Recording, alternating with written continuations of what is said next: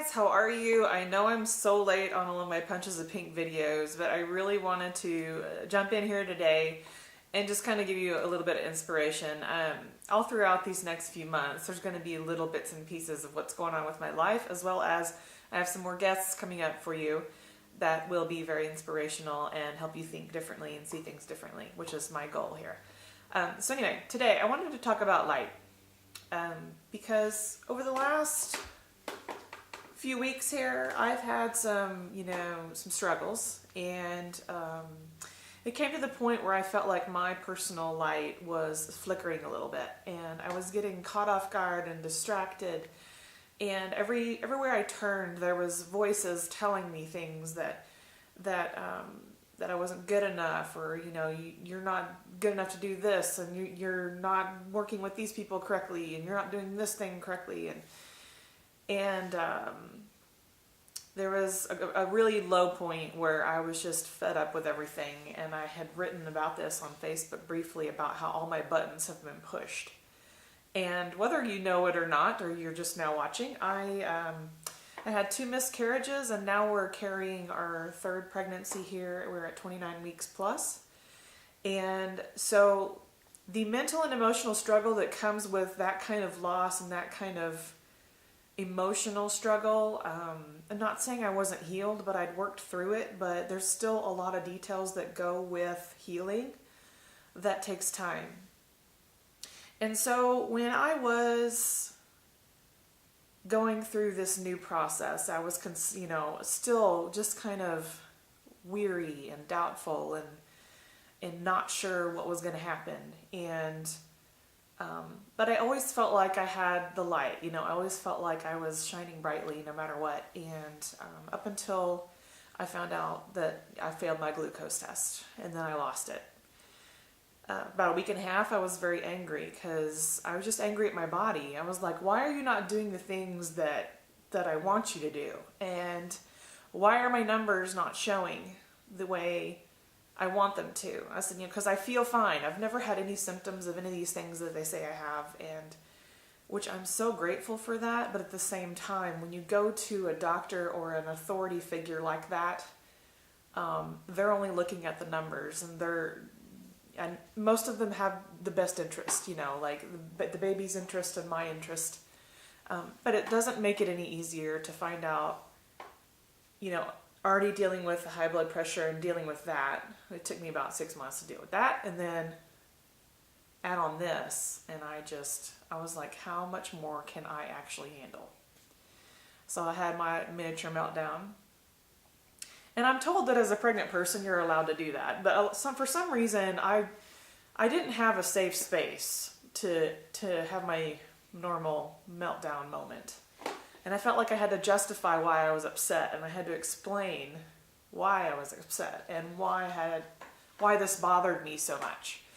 And eventually, it probably took me about a week and a half, but it was really hard to process this new information. And I don't take change quickly, and I ask a lot of questions, and I don't always say to God, be it unto me, this is your process, and I submit to you. I still fight quite a bit of things.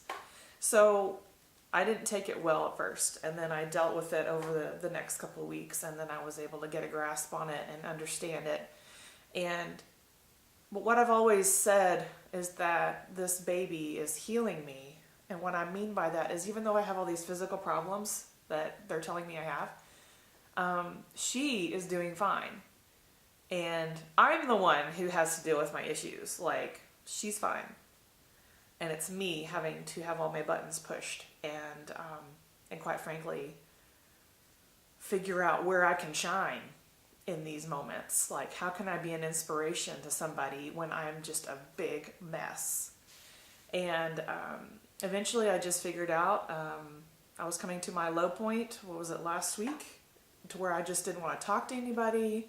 Nobody was understanding where I was coming from, and that was the most frustrating thing, is that when you're dealing with all these things, you've got pregnancy, you've got hormones, you've got hypertension, and you've got gestational diabetes. Unless you're all and I'm 40, okay, so unless you're all of these things, it was really hard to talk to people about stuff because they're not walking in it. And I get that. Because there's a gazillion people that I talk to that I can't relate to because I haven't walked through it. Well, I'm walking through these 4 or 5 different things, and I was just about to lose it with humanity until last Thursday night when I went to a convention or a conference. So the conference was called Dare to Be, and I just looked it up online. Nobody invited me. Nobody told me about it. I literally Googled, where can I go and have a safe place to get regrouped? And sure enough, it was at a place I know very well, and I knew it was I knew one of the speakers already, so I knew it was going to be, I was going to get something that I needed, because what everybody else was feeding me, it was not giving me what I needed, and I didn't seek anything out necessarily. I mean, I like making art, and I like doing the photography and creating things, and I sometimes get words from that, but I wasn't hearing anything, and I was just getting buried, and I felt like my light was literally just like, if you don't do something, you're just gonna burn out, and it's not gonna be pretty. So last Thursday I went to that event, and within the first talking point, I got exactly what I needed. And the point of it was, and the point of me telling you this story is that there's something that we need, that we're seeking, especially when you're in a low point or in a dark point. And I've been writing a lot about light and darkness because what I feel is going on in these days right now is that there's a lot of darkness being illuminated. And in that, and in my life, when my darkness was illuminated, I didn't react very well. And it's not pretty to be vulnerable, and it's not pretty to be broken. Like, there's a song that I listen to sometimes. It's, I don't want to be the one that's broken. I want to be the person that is always bubbly and shiny. But the reality is we all have dark places. And unless the light shines there, you're never really going to see that thing that you need to deal with. And so that's what the buttons have been pushed, and the light has been illuminating my dark spots. And in this world right now, you'll see a lot of things going on right now that the light is illuminating a lot of dark things. It shouldn't shock some of us that this is happening, because there's a lot of spiritual things happening right now.